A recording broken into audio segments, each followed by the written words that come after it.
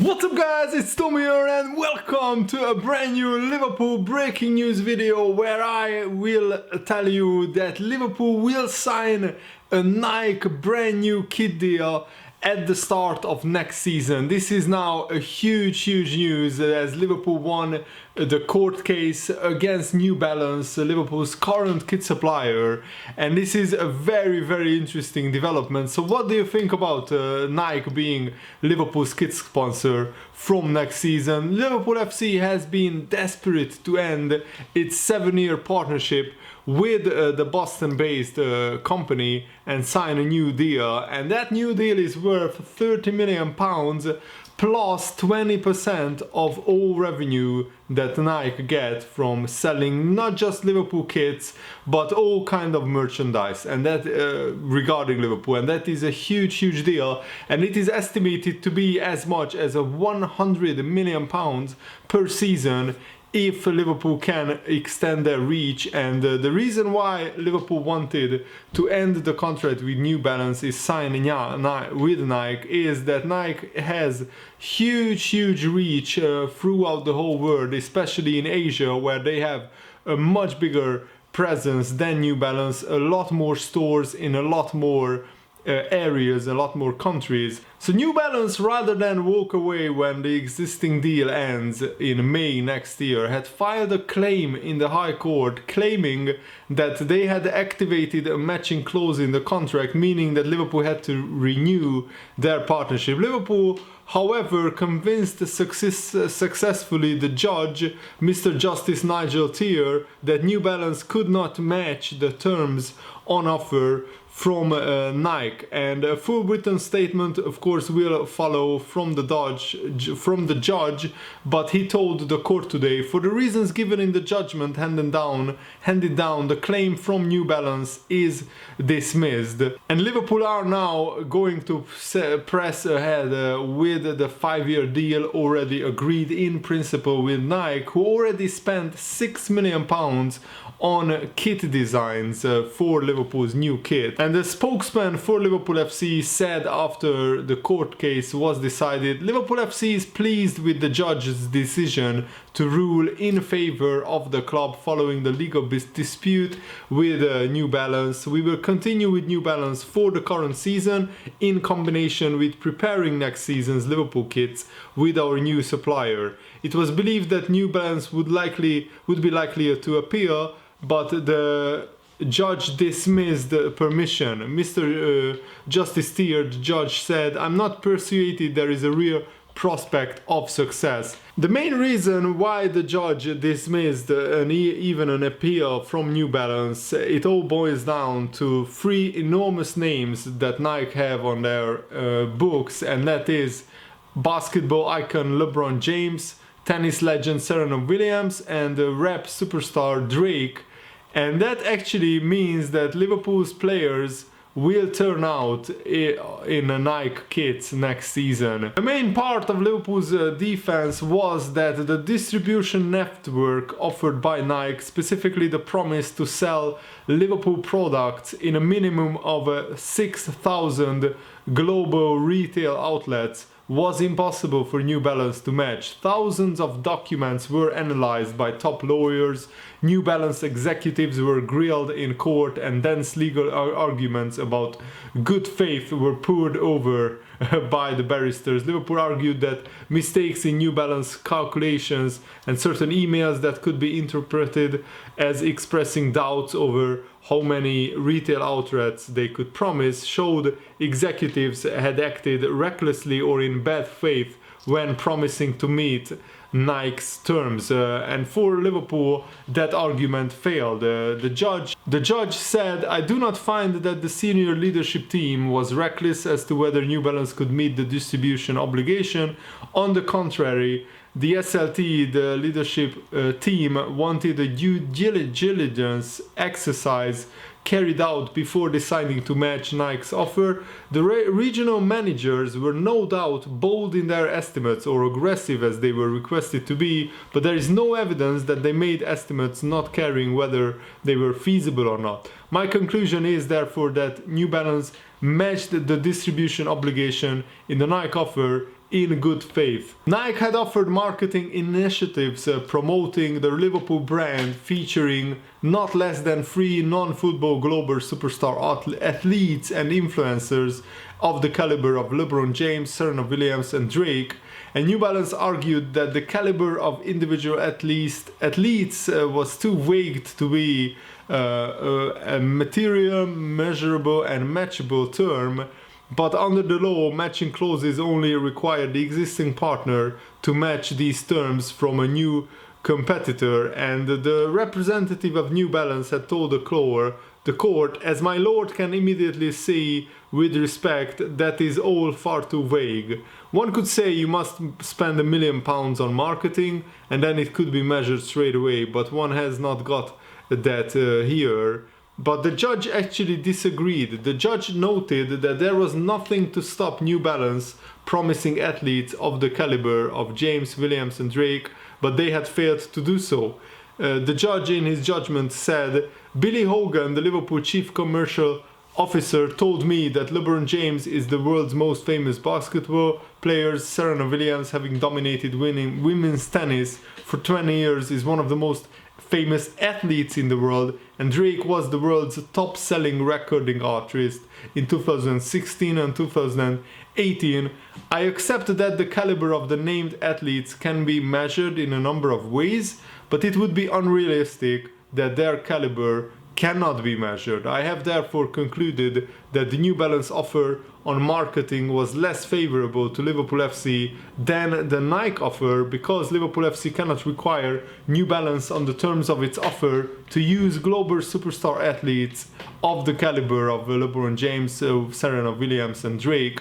It must follow that Liverpool FC is not obliged to enter into a new agreement with New Balance upon the terms of the letter's offer. And New Balance lawyers can still write directly to the Court of Appeal for permission to appeal, but this is a difficult process with limited likelihood of success, and the judge said that the appeal is not permitted because it will most likely fail, and they will only grant an appeal if they deem the appeal have a realistic chance of succeeding, and at the moment that's not the case. New Balance released a statement after the court case was finished. They said this: "We are disappointed that we are not able to continue our successful sponsorship of Liverpool FC. We know that fans value the unique and innovative kits that we design and deliver that reflect the club's heritage and recognize their past and recent triumphs.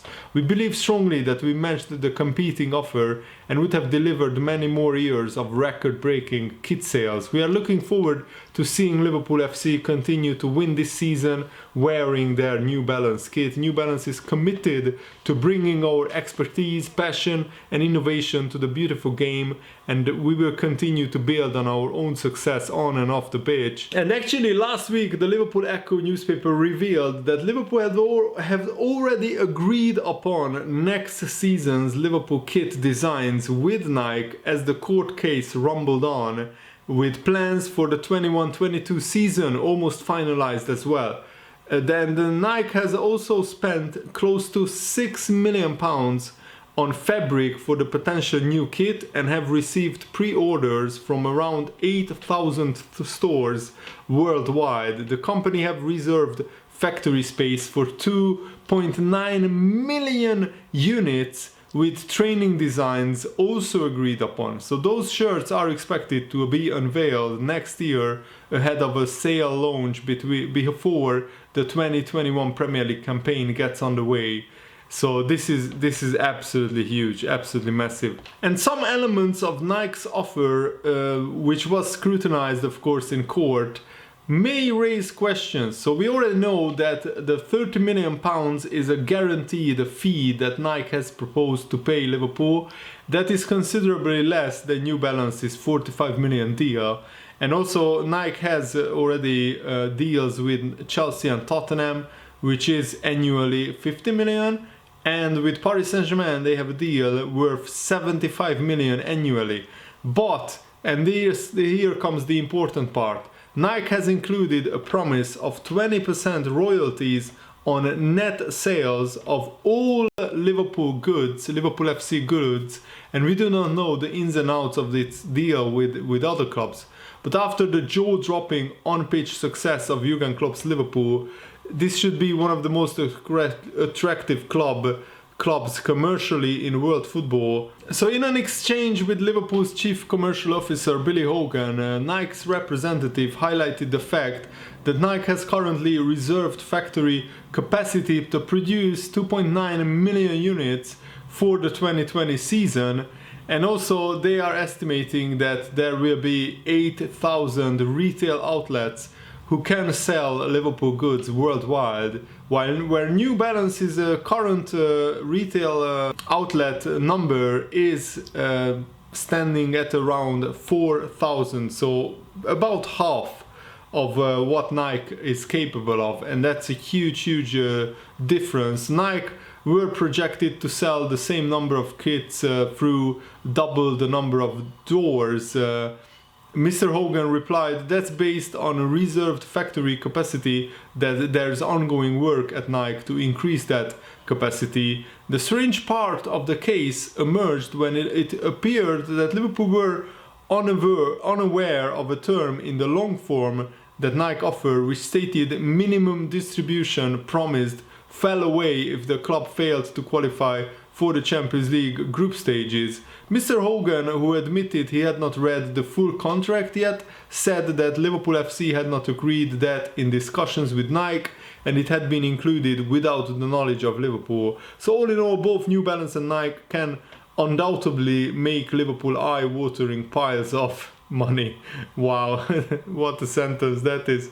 The problem is that both deals, both offers seem to be a significant distance away from Adidas's deal with Manchester United, at least in terms of the annual bottom line payment. What Liverpool can hope for is that in the next 5 years, Liverpool's success on the pitch continues, and then the shirt sales, the all kind of Liverpool merchandise sales will keep rising season after season, with new fans coming in hopefully after Liverpool won the Champions League. And if we can manage to win the Premier League this season, that will increase the sales even more, and hopefully 20% revenue that we get from all kinds of Liverpool merchandise sold in Nike stores worldwide, that could actually amount to a similar amount of money that Manchester United have from Adidas's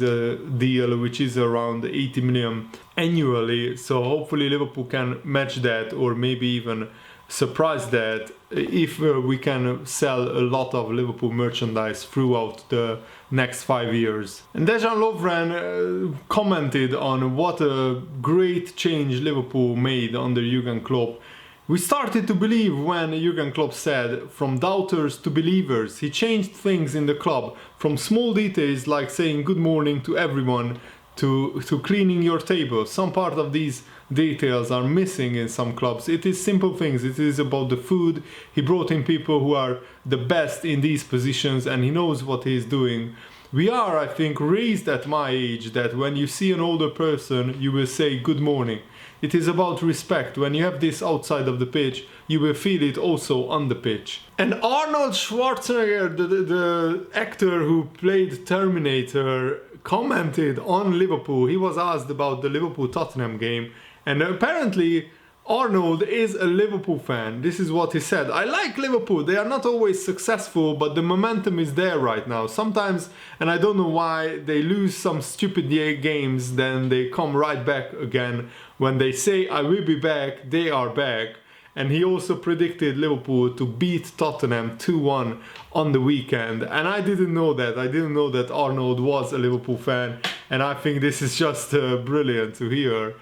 And I think he's referring to Liverpool losing quite a lot of games in the group stages of last season, in the Champions League, and also in the knockout stages we lost to Barcelona 3-0. But actually in the Premier League, we have only lost once in the past, like 1.5 seasons, which is brilliant. And I have some injury updates for you guys. Trent Alexander-Arnold is available for the weekend clash against Tottenham. The Liverpool must check on Joel Matip, who has been sidelined with a sore knee. Trent had kind of a small illness, like a stomach bug or something like that, and Klopp said, yeah, we just rested Robertson. We thought that's enough for today. 60 minutes he could do it, and he did it. He's fine.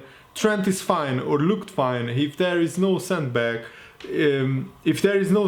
he was ill enough to not travel with us, which is not a good sign. But yesterday he had a clearing session, and if it is as it was yesterday, then he should be fine. With Joel Matip, we have to see. I didn't see him yet. I don't know 100% how he is. I saw Shaqiri this morning and I spoke to him. It will take a little bit of time still. Big muscles, unfortunately, needs a little bit longer to heal. All the other long-term injuries are not available. So that's good news ultimately, and I think Shaqiri will be back after the Tottenham game, which is also good news. Roberto Firmino did a sublime pass to Sadio Mane. Sadly, Mane's shot was saved against Genk, but everybody was drooling over that Firmino skill. And this is what actually Mane said about it. It was a really, really great skill from Bobby. I was trying to score, but the defender was behind me and I lost my step because he pushed me a bit. That's why it was a little bit complicated for me to score the goal. You can't expect it because you don't know him. I know him very well and I'm training with him every single day and I know his quality, I know what he can do. I'm never surprised, I'm just looking forward to it all the time on the pitch. He's doing it very well for me, for Mo Salah and for all the other players. He's a really great player, all credit to Bobby. People are seeing it now, but the staff and the team, everybody, were always happy with Bobby because he's always sacrificing himself for the team. He's doing well, scoring, giving assists, working hard for the team. It's good. People appreciate him now like it should be. It was a really important game for us and we won it, Mane continued. We also played really, really well and we deserved to win this game. We created many chances, scored 4 goals. We were really happy to win the game, happy with the performance of the team. We are looking forward to Sunday's game now. And I really hope that you guys enjoyed this video. It was a lot of fun to make. Thanks for watching. Have a nice day. See you later. Goodbye.